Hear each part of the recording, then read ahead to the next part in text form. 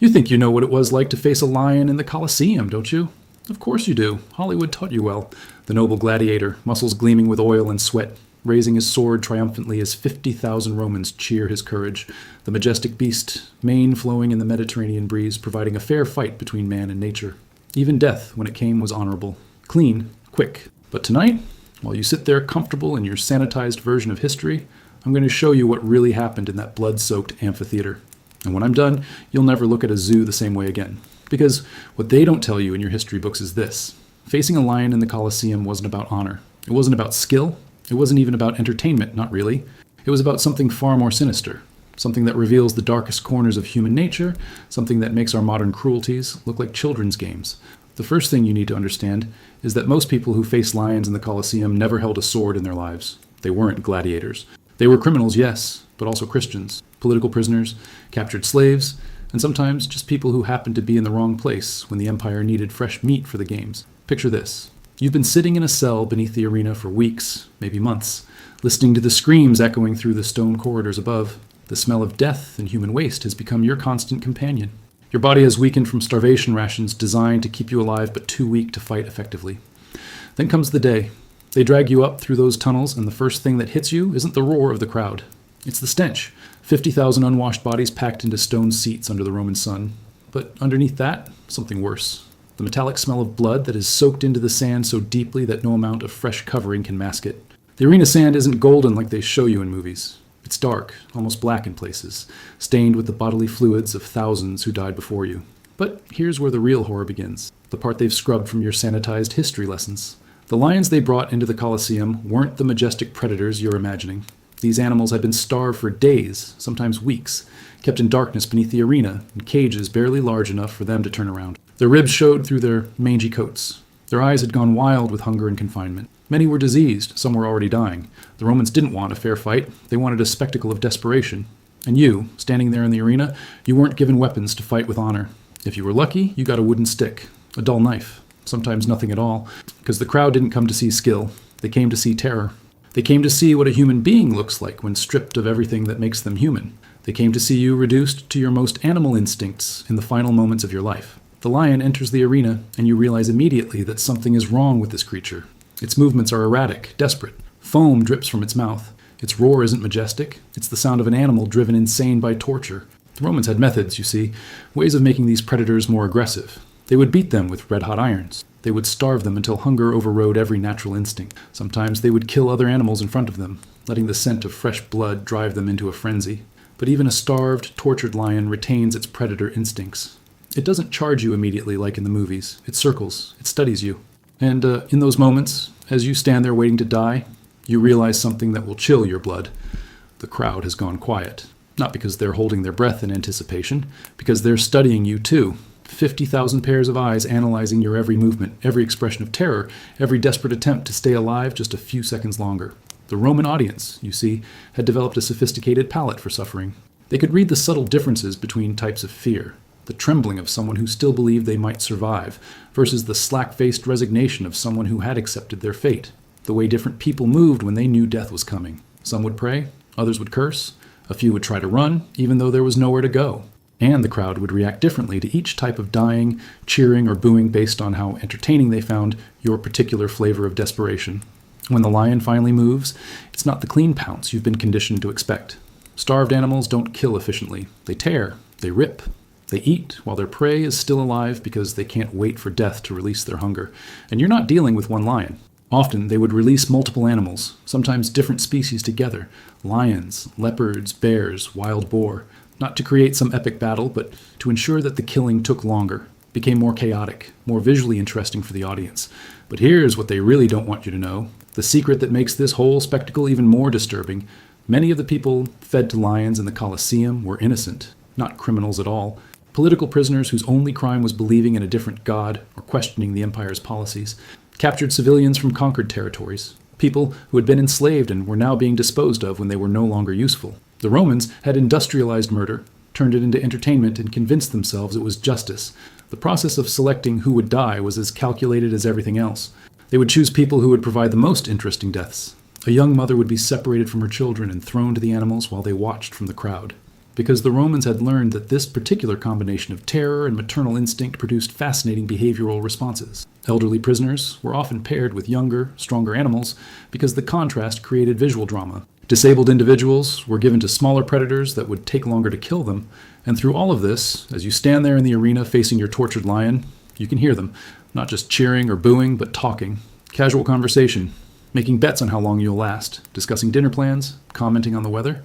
Because this has become so routine, so normalized that watching human beings get torn apart by wild animals is just another afternoon's entertainment, no different from a chariot race or a theatrical performance. The sand beneath your feet has absorbed the blood of thousands. Every grain has witnessed screams that echoed off stone walls. Every inch of this place is saturated with the final moments of people who died, not for honor or glory, but for the entertainment of a civilization that had turned cruelty into art. And the most disturbing part? The crowd loved it.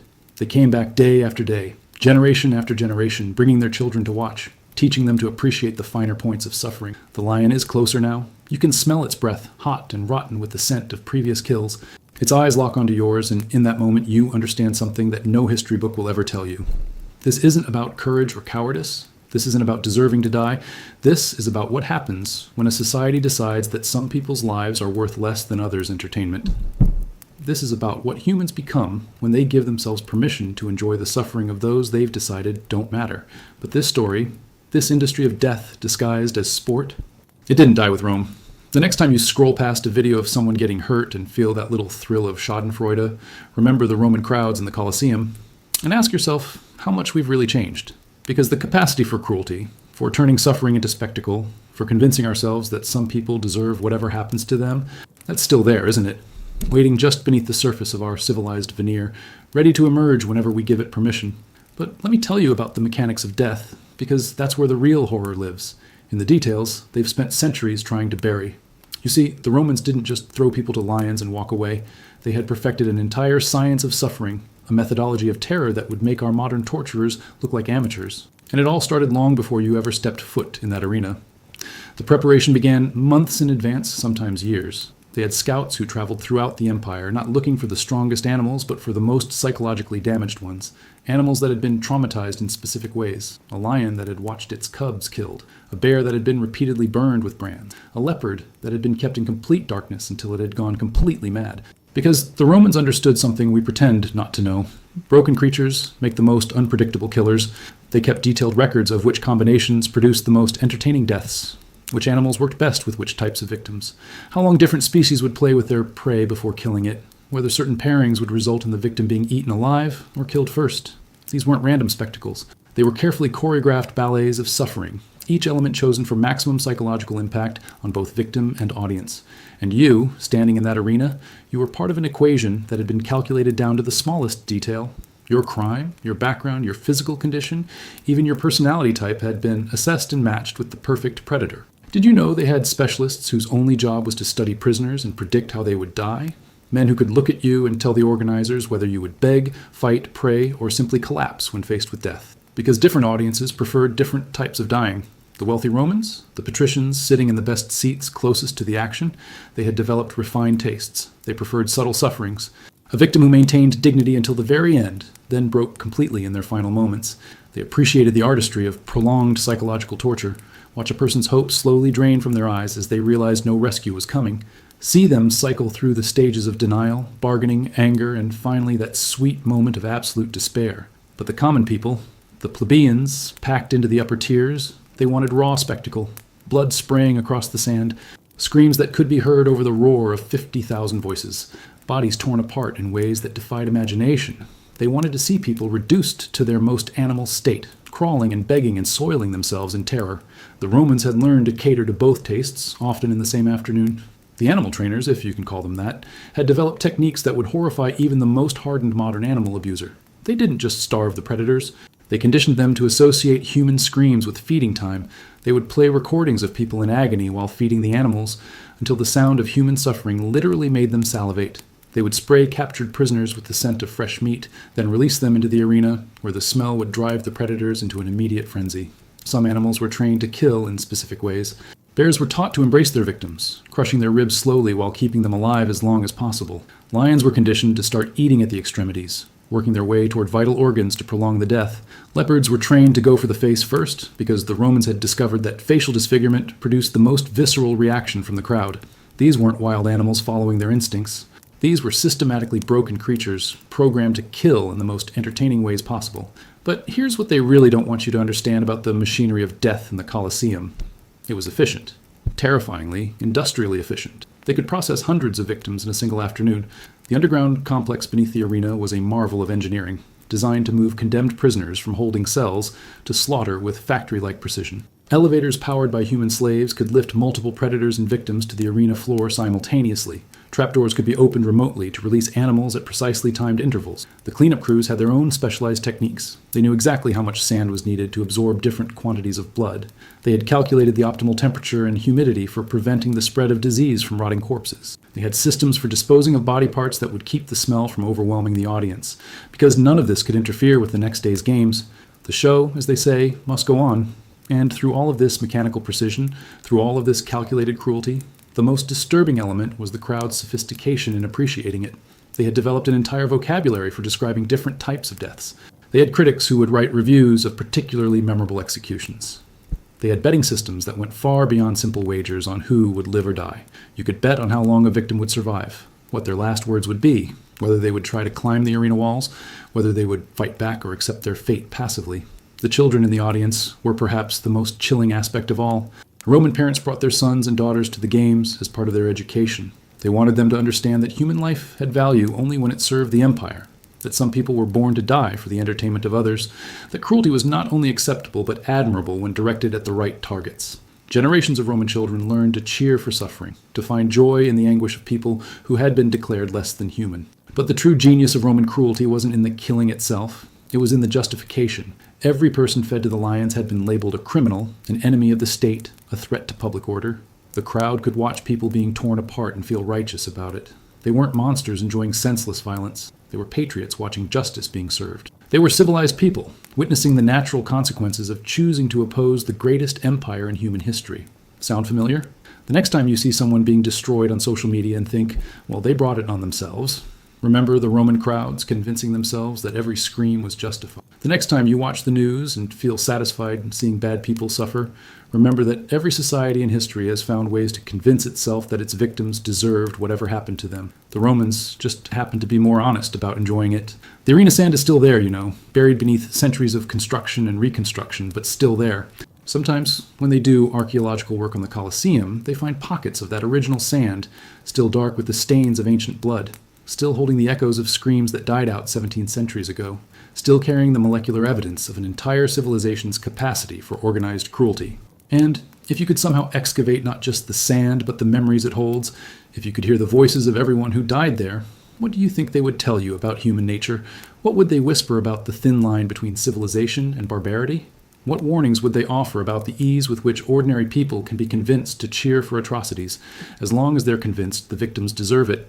Because this machinery of death, this system of industrialized suffering disguised as entertainment, it's still running. The technology has changed, the venues have evolved, but the core mechanism remains the same. We still love watching people. We've decided, don't matter, get destroyed. We still find ways to convince ourselves it's justified. We still teach our children to cheer for the right kind of suffering. The only difference is that now we pretend we're better than the Romans. But every time you click on that video of someone's life being ruined, every time you share that story of someone getting their comeuppance, you're taking your seat in the Colosseum. You're adding your voice to that ancient roar of approval. You're feeding the same hunger that filled those stone seats 2,000 years ago. The question isn't whether we've evolved beyond the Romans.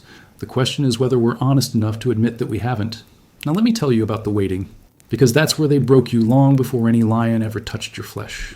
That's where the real torture happened, in the darkness beneath the arena, in those moments when you knew exactly what was coming but couldn't do anything to stop it. The Romans understood that anticipation is the cruelest form of suffering, and they had perfected it into an art form that would make psychological warfare experts weep with envy. The holding cells beneath the Colosseum weren't just prisons. They were laboratories of despair, each one designed to maximize psychological damage in the time you had left. The walls were covered with scratches from previous victims' fingernails, desperate attempts to claw their way to freedom, or simply to leave some mark that they had existed. If you could read Latin, you'd see messages carved into the stone, not brave last words or noble sentiments, but the raw, animal panic of people who had realized they were going to die for entertainment. Marcus, remember me to my children, one inscription reads. I'm innocent of the charges they bring. Another simply says, Mother, over and over again, carved so deeply into the stone that whoever wrote it must have worked for hours, probably days, their fingers bleeding as they desperately tried to connect with someone, anyone, who might remember them after the lions were finished. But the Romans didn't leave you alone with your thoughts. Oh no, that would have been merciful. They had attendants whose job was to keep you informed about every detail of your approaching death. They would describe the animals waiting for you upstairs. They would tell you about previous victims and how they had died. They would explain exactly what would happen when you entered the arena, what the crowd would expect from you, how long your suffering was likely to last. These weren't guards or soldiers delivering this information. They were specialists, trained in the psychology of terror. They knew exactly what words would break different types of people. They could look at a condemned prisoner and know whether they would crumble faster from descriptions of physical pain or from threats to their family members who might be watching from the stands. They could identify your weakness within hours and spend the remaining time before your execution systematically destroying whatever mental defenses you had left. Some prisoners they would tell were going to face lions. Others they would inform would be fighting trained gladiators. A few they would convince were going to be crucified or burned alive. Then, at the last moment, they would reveal the truth, using the relief or additional terror of the real method as one final psychological weapon, because they had learned that the specific nature of fear matters less than its intensity, and uncertainty amplifies everything. The sounds were perhaps the worst part of the waiting. During the day, you could hear the crowd above, their cheers and gasps and bloodthirsty roars filtering down through the stone. You learned to read those sounds like a language. A brief cheer meant someone had landed a good blow, but the fight was continuing. A sustained roar meant someone was dying spectacularly. Silence followed by thunderous applause meant someone had died with particular skill or cowardice, providing the kind of memorable moment the crowd would discuss for weeks. But it was the sounds at night that really broke people. When the Colosseum was empty, when the crowd had gone home to their dinners and their comfortable beds, you could hear the animals, lions pacing in their cages, their massive paws echoing against stone, bears moaning in distress from starvation and abuse, the scratch of claws against metal bars, the wet sounds of predators feeding on whatever scraps they were given to keep them barely alive. And through all of this, you could hear the other prisoners, not talking. Conversation was forbidden and brutally punished, but the involuntary sounds of people slowly going insane, sobbing, praying, sometimes screaming when the psychological pressure became too much to bear in silence. The Romans had calculated the acoustic properties of the holding area to ensure that every sound of despair would be audible to every other prisoner. Your suffering amplified theirs, and theirs amplified yours, in an endless cycle of psychological contamination. The medical examinations were particularly cruel.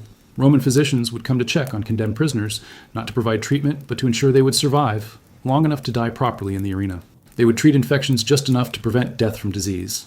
They would set broken bones, but only sufficiently to ensure you could walk to your execution. They would provide minimal nutrition, calculated to keep you alive, but weak enough to make escape impossible. But these medical visits served another purpose. They gave prisoners hope. For just a moment, when someone in a clean robe appeared to tend to your wounds, you might think rescue was coming. You might believe someone had decided to spare you. The physicians were trained to encourage this hope, to make small talk about recovery, to suggest that perhaps your case was being reconsidered. Then they would leave, and the full weight of despair would crash down on you again, harder than before because it had been momentarily lifted. The feeding schedule was designed with the same calculated cruelty. You were given just enough food to prevent death from starvation, but distributed in irregular intervals that made it impossible to predict when your next meal might come. Sometimes you would go days without food, convinced that they were simply going to let you starve to death in the darkness. Then a guard would appear with bread and water, and for a moment you would think your execution had been postponed, that you had more time. But the food itself carried messages. If your meal included meat, it meant you would die within days. They were building up your strength for a better show. If you received only bread and water, you might have weeks left. If guards brought you wine, it meant tomorrow was your day. The other prisoners learned to read these signals, and you could see the knowledge in their eyes when your final meal arrived. No words were necessary. Everyone knew what wine meant. The worst part of the waiting, though, was watching other prisoners disappear. You would wake up one morning and the person in the cell next to you would be gone. You would hear their footsteps echoing down the corridor, growing fainter and fainter until they were swallowed by the sounds of the crowd above. And then, hours later, you might hear a cheer that lasted longer than usual, and you would know that someone you had spent weeks listening to breathe was now feeding the entertainment hunger of Rome. But here's what the historians don't want to tell you about those underground chambers. They weren't just holding areas. They were conversion centers. The Romans understood that they needed more than just bodies for their games. They needed broken spirits. They needed people so psychologically damaged that they would provide the kind of spectacular suffering the crowd craved. A person with hope might die too quickly. Someone with dignity might rob the audience of the complete dehumanization they had paid to see. So they systematically destroyed everything that made their victims human before sending them upstairs to die. They stripped away hope, dignity, sanity, and identity until only raw terror remained. By the time you reached the arena floor, you weren't a person anymore. You were a performing animal, trained through torture to provide maximum entertainment value in your final moments. The guards who worked in these underground chambers were carefully selected for their psychological profiles. They weren't sadists, interestingly enough. Sadists get too much personal pleasure from inflicting pain, and their emotional investment can interfere with the systematic nature of the process. Instead, they chose people who could remain clinically detached from suffering, people who could deliver precisely calibrated amounts of psychological torture without becoming emotionally involved. These guards kept detailed records of each prisoner's psychological breakdown. They noted which techniques worked fastest on different personality types. They documented the stages of mental collapse, timing them to ensure that maximum degradation would be achieved just as the prisoner was scheduled to die. They had created an entire science of psychological destruction, complete with charts and graphs tracking the efficiency of different torture methods. And they shared this information. Guard units from other arenas would come to study their techniques. They held training sessions on the most effective ways to break human spirits. They published manuals on psychological torture that were distributed throughout the empire. The Colosseum wasn't just an entertainment venue, it was a research center for systematic cruelty, developing techniques that would be refined and passed down through generations of oppressors. The most chilling part is that this system worked so well that it became a model. Other civilizations studied Roman methods of psychological control. They adopted the techniques for their own purposes. The basic principles of breaking human spirits through anticipation, uncertainty, and systematic degradation didn't die with Rome. They were preserved, refined, and passed down through history like any other valuable technology. So the next time someone tells you that waiting is the hardest part, remember the prisoners beneath the Colosseum. Remember that psychological torture can be more devastating than any physical pain. Remember that human beings can be systematically broken down and rebuilt as entertainment products. Remember that somewhere, right now, someone is using techniques pioneered in those underground chambers to destroy people for profit, for politics, for the simple satisfaction of watching someone else's humanity drain away. Because the waiting never really ended. It just moved to different venues, took on different forms, found new victims. The same systematic destruction of hope and dignity that happened in the darkness beneath the arena is still happening today. We've just gotten better at hiding it from ourselves. We've learned to look away at the crucial moment, to change the channel when the suffering becomes too obvious, to convince ourselves that whatever's happening to those people in the metaphorical basement is probably justified. But every now and then, if you're really listening, you can still hear the echoes coming up from below. The sound of people waiting to die for someone else's entertainment, the scratch of fingernails on stone walls, the whispered prayers of people who know no one is listening, the silence that follows when hope finally dies. And you have to ask yourself, in this moment, right now, are you in the crowd or are you in the cell? But now comes the moment you've been dreading. The elevator lurches upward, carrying you from the darkness below into the blazing Roman sun. The sound hits you first, not the roar you expected, but something worse. The focused attention of 50,000 people turning toward you like a single predatory organism. You can feel their eyes on your skin, their anticipation crawling across your flesh like insects. This is the moment the Romans had spent months preparing, the culmination of their systematic destruction of your humanity. And you're about to discover that everything you thought you knew about facing death was wrong. The arena floor isn't what you imagined. The sand beneath your feet is soft, almost welcoming, but you quickly realize why. It's designed to absorb blood efficiently, to muffle the sounds of bodies hitting the ground, to make cleanup easier between acts. Every grain has witnessed deaths beyond counting. As you take your first steps, you can feel the weight of history beneath your feet, the accumulated suffering of everyone who walked this path before you. But the crowd is nothing like the movie audiences you've been conditioned to expect. These aren't bloodthirsty savages screaming for death. They're connoisseurs. They're art critics. They've come to evaluate your performance, to judge the quality of your suffering, to rate your death against the thousands of others they've witnessed. The silence as you enter is more terrifying than any roar could be, because it means they're studying you, cataloging your fear responses, already placing bets on how you'll die. You look up at the Imperial box, hoping for some sign of mercy, some last-minute reprieve. Instead, you see boredom. The Emperor isn't even watching you yet. He's engaged in conversation with his advisors, occasionally glancing at documents while you stand there waiting to die for his entertainment. This is routine for him. Your death is just another item on his afternoon schedule, wedged between lunch and a meeting about grain subsidies. The lion enters from the opposite side of the arena, and the crowd's energy shifts. Not excitement exactly, but professional interest. They lean forward slightly, like wine tasters preparing to sample a new vintage. You realize that to them, you and the lion are just ingredients in a performance they've come to evaluate. They want to see how these particular elements will combine, what flavors of terror and desperation will emerge from this specific pairing. The animal that emerges isn't the majestic predator of your nightmares. It's a broken thing, its ribs visible through matted fur, its eyes holding the dull shine of madness. Its movements are wrong, jerky, unpredictable, the result of months of systematic abuse designed to make it more dangerous and less predictable. The crowd makes a small sound of approval. This lion will provide good entertainment. Its psychological damage will translate into interesting killing patterns. But here's what they never tell you about facing a predator in the arena. The lion doesn't want to be there any more than you do. It's terrified, confused, driven by hunger and pain, into behaviors that go against its natural instincts. In the wild, lions avoid humans. They don't attack unless threatened or desperately hungry. But this creature has been tortured into a state where human presence triggers violent rage, not because it's naturally aggressive, but because it's been conditioned to associate people with pain.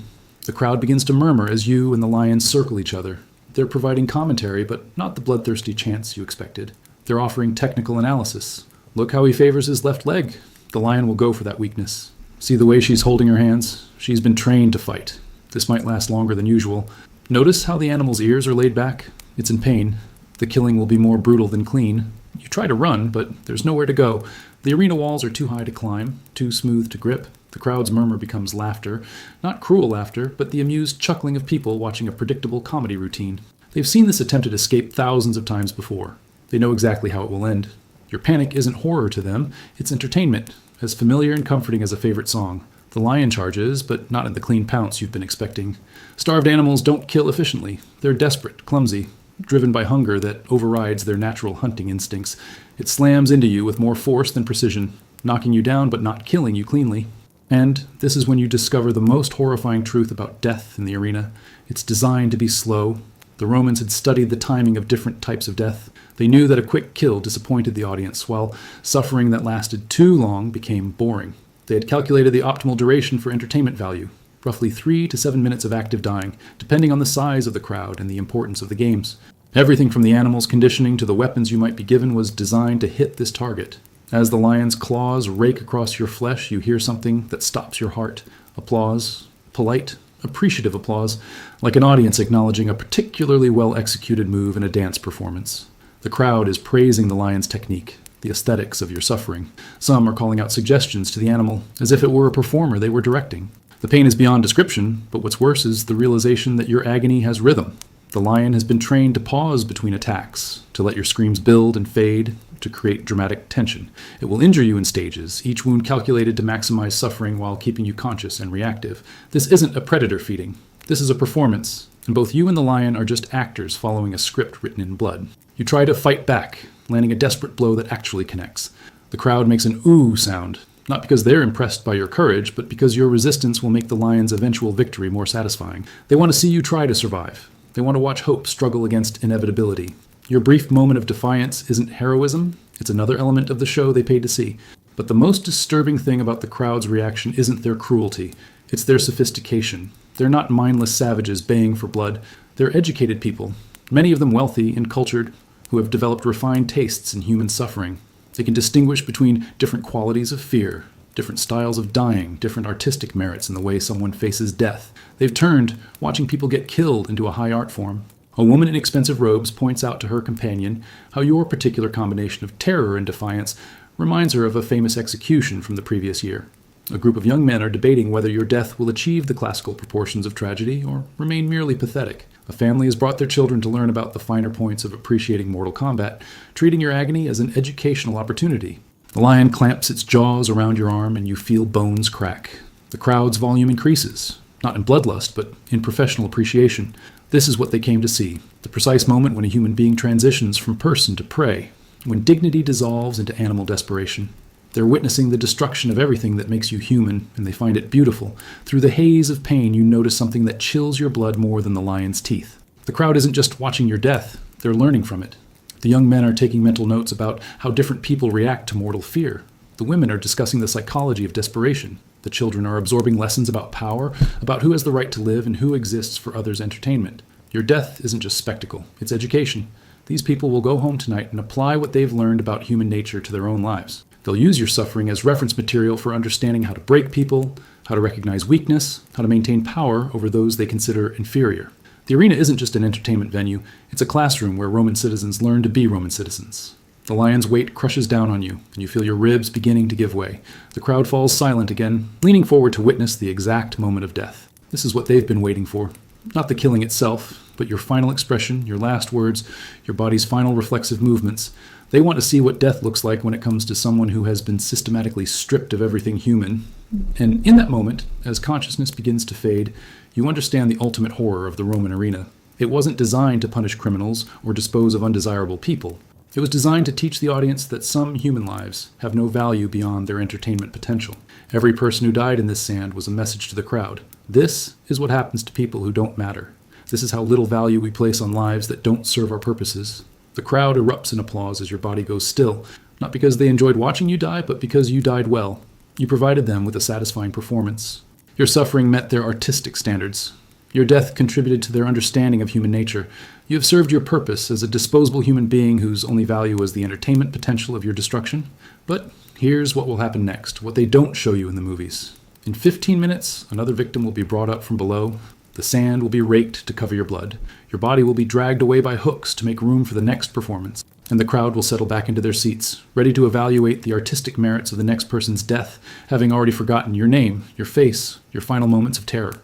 Because that's what you were to them. Forgettable, disposable, valuable only in the moment of your destruction, worthless once the entertainment was over. The Romans had perfected a system that treated human beings as consumable products, and the audience had learned to appreciate the consumption with the refined palate of true connoisseurs. The next time you find yourself enjoying someone's public humiliation, their career destruction, their social exile, remember the Roman crowds applauding your death. Remember how easily civilized people can learn to find art in others' suffering. Remember how thin the line is between spectator and victim, between the one who watches and the one who bleeds. Because the arena never really closed. It just changed venues. And somewhere, right now, someone is dying for someone else's entertainment, while an educated, cultured audience evaluates the artistic merits of their suffering. The only question is, are you in the seats, or are you in the sand? But I haven't told you about the aftermath yet, about what happened when the show ended and the crowds went home, because that's where the real horror reveals itself, not in the killing, but in what came after, in how easily 50,000 people returned to their normal lives after spending an afternoon evaluating the artistic merits of human death. And how they tucked their children into bed that night and told them stories about heroes and virtue, as if they hadn't just taught them that some people exist solely to die for others' amusement. The cleanup crews moved in before the last spectators had even left their seats. These weren't random slaves with buckets and shovels. They were specialists, trained in the efficient processing of human remains, experienced in transforming a blood-soaked arena back into a pristine venue for the next day's entertainment. They worked with the detached professionalism of modern crime scene cleaners, because that's essentially what they were, professionals whose job was to erase evidence that anything terrible had ever happened. Your body, assuming there was enough left to constitute a body, would be dragged to a mass grave outside the city walls. No ceremony, no prayers, no acknowledgement that a human life had ended. You joined hundreds of others in anonymous pits, your bones eventually ground up and used as fertilizer for Roman gardens. Even in death, you served the empire's practical needs. Nothing was wasted, including your final contribution to Roman agriculture. But the most disturbing part wasn't what happened to your corpse. It was what happened to your death. Within hours, your killing would be reduced to statistics in record books. How long you lasted. What method of death provided the most entertainment value. Whether the crowd's reaction met expectations. Your final moments of agony became data points and reports that would be studied by arena managers throughout the empire, used to refine future spectacles for maximum audience satisfaction. The Romans kept meticulous records of their entertainment industry. They tracked which combinations of victims and animals produced the most memorable deaths. They noted which times of day generated the strongest crowd reactions. They analyzed demographic data about their audiences, which social classes preferred what types of killing, which age groups responded most enthusiastically to different varieties of suffering. Your death contributed to a vast database of information about human nature's darkest appetites. These records were shared throughout the empire. Arena managers in distant provinces would receive reports about successful techniques pioneered in the Colosseum. Your death might inspire similar spectacles in amphitheaters from Britain to Egypt. The method of your killing could become a template, refined and repeated hundreds of times across the Roman world. Your suffering had been industrialized, mass-produced, exported as entertainment technology. But here's what the historians really don't want you to understand about the aftermath. The audience went home and became better Romans because of what they had witnessed. They had participated in a ritual that reinforced their society's fundamental values. They had learned, once again, that human life has value only when it serves the state. They had been reminded that cruelty, when properly organized and legally sanctioned, was not only acceptable but virtuous. The senators who had watched your death returned to the forum and made laws that would send more people to die in the arena. The merchants who had cheered your suffering went back to their businesses and treated their slaves with casual brutality, knowing that society approved of such treatment. The mothers who had brought their children to watch you get torn apart went home and raised the next generation of Romans, passing down the lesson that some people were born to die for others' entertainment. The psychological impact of the games extended far beyond the arena itself. Roman society was structured around the principle that human lives could be divided into categories: citizens who mattered and non-citizens who didn't, free people who had rights and slaves who were property, Romans who deserved protection and barbarians who existed to be conquered. The arena reinforced these categories by demonstrating, in the most visceral way possible, what happened to people who fell into the wrong category. Children who grew up attending the games learned to see violence not as aberration, but as entertainment. They developed sophisticated palates for suffering, learning to appreciate the subtle differences between types of fear and varieties of death. They absorbed the lesson that cruelty was acceptable when it was organized, legal, and directed at the right targets. These children became the adults who would run the empire, carrying these lessons into positions of power throughout Roman society. The economic impact was equally disturbing. The games created entire industries built around human suffering. Beast hunters traveled to the far corners of the empire, capturing animals that would eventually kill people for entertainment. Slave traders specialized in providing victims with the right physical and psychological characteristics for arena spectacles. Craftsmen manufactured specialized equipment for torture and execution. Thousands of people made their livings from the systematic destruction of human beings. But perhaps most chilling was how the games affected Roman concepts of justice and punishment. The legal system became increasingly focused on providing entertaining executions rather than proportional punishment. Crimes were classified not by their moral severity, but by how much entertainment value their punishment would provide. Judges would sentence people to death based partly on how interesting their killing would be for spectators. The Roman military adopted techniques pioneered in the arena. Soldiers learned to see enemy casualties not just as tactical necessities, but as potential entertainment. The systematic dehumanization practiced in the Colosseum influenced how Romans treated conquered peoples throughout their empire. Entire populations were enslaved, killed, or displaced using methods refined through arena experimentation with individual victims. The medical profession was corrupted by arena requirements. Roman physicians developed expertise in keeping victims alive during extended torture and calculating exactly how much damage a human body could sustain while remaining conscious and reactive. This medical knowledge was applied throughout Roman society, improving the efficiency of interrogation techniques, slave management, and political suppression. Even Roman religion was influenced by arena practices. The gods were reimagined as entities who demanded human sacrifice for entertainment. Religious festivals increasingly incorporated elements borrowed from arena spectacles. The boundary between sacred ritual and secular entertainment dissolved, creating a culture where violence was not only acceptable but holy. The psychological normalization of extreme cruelty extended into every aspect of Roman life. Domestic violence became more common and more severe as people learned to find satisfaction in others' pain. Child abuse increased as parents applied arena-inspired techniques to discipline. Workplace cruelty intensified as employers adopted entertainment industry approaches to managing their workers. But the most insidious effect was how the games changed Roman concepts of human nature itself. People learned to see cruelty not as a moral failing, but as a natural expression of human superiority. They began to believe that the capacity for sophisticated violence was what distinguished civilized Romans from barbaric foreigners. Cruelty became a mark of cultural achievement, proof of their society's advanced development. The arena created a feedback loop of escalating brutality. Each generation of Romans, raised on increasingly sophisticated spectacles of suffering, demanded more extreme entertainment than the previous generation. What shocked their grandparents became routine. What horrified their parents became boring. The threshold for satisfying entertainment constantly rose, requiring ever more creative and brutal methods of killing people. This escalation wasn't limited to the arena itself. Roman society as a whole became more violent, more cruel, more accepting of systematic brutality. The techniques pioneered for entertaining crowds were applied to governing provinces, managing slaves, conducting warfare, and maintaining social order. The entire empire became an extension of the arena, with the same principles of organized cruelty applied on a continental scale. The educational system was redesigned to prepare children for this reality. Schools taught young Romans to appreciate violence, to understand the proper application of cruelty, to recognize which categories of people deserved protection and which existed for exploitation. Literature, art, and philosophy were reoriented to support these values. Even mathematics and engineering were influenced by arena requirements.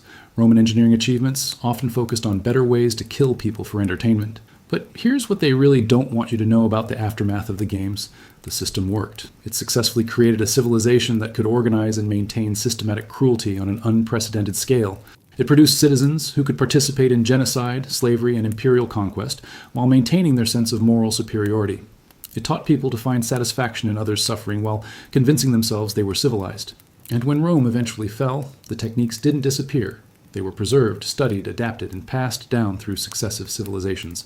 The basic principles of using organized violence to maintain social control, of turning cruelty into entertainment, of teaching people to enjoy others' suffering, these survived the empire that created them. The arena's true legacy isn't in its ruins. It's in how easily we learn to replicate its essential functions, using different technologies, different venues, different justifications. Every civilization since Rome has found ways to organize systematic cruelty, to make it entertaining, to convince participants that their victims deserve whatever happens to them. The next time you watch someone's life get destroyed for entertainment, their career ended, their reputation ruined, their personal information leaked for public consumption, remember that you're participating in a tradition that stretches back to the Colosseum. You're taking your place in an audience that has been gathering for 2,000 years, always finding new ways to enjoy the systematic destruction of people they've decided don't matter. The only difference is that now we pretend the arena closed. We tell ourselves we evolved beyond Roman cruelty. We convince ourselves that our organized brutality is different, more justified, more civilized. But the audience is still there, still hungry, still learning to find art in others' suffering, still teaching their children that some people exist to be consumed for entertainment, still believing they're the civilized ones.